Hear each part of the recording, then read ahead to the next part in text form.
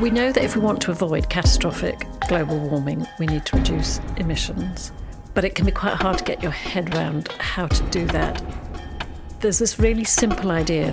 This stuff has to be kept in the ground. It cannot be dug up. Because there's only one reason you get it out of the ground, and that is to burn it. Leave it in the ground. Keep oil in the soil and the coal in the hole. That's Bill's simple proposition. It's the only way forward.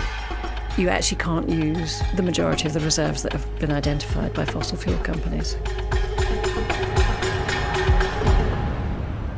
So this idea of keeping it in the ground comes from Bill McKibben. And there are really three numbers that you need to know. 3 facts. First is 2 degrees. 2 degrees. 2 degrees. That is the threshold for dangerous climate change. The second number 565 is 565 gigatons. gigatons. Now that's the amount of carbon dioxide that we can safely release into the atmosphere and still have a reasonable chance of staying below 2 degrees. That is kind of a carbon budget. When you start getting beyond that, things start getting really bad.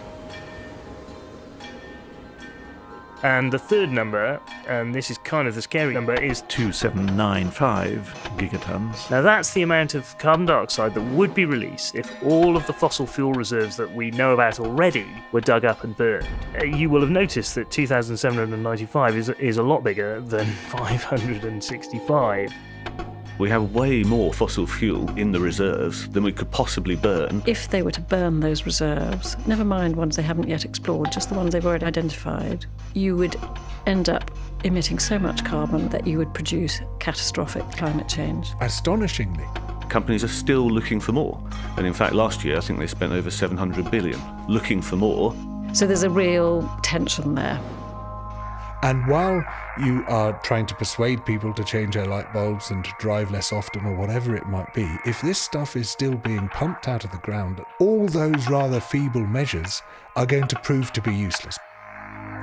Were we to burn We can't actually burn. all the fossil fuels which are there, it would lead to inevitable disaster. There's not a question of it. It's just We should be tackling the fossil fuel companies directly. Leave it in the on ground. the ground. This stuff has to be kept in the ground. It cannot be dug up. it's the only way forward.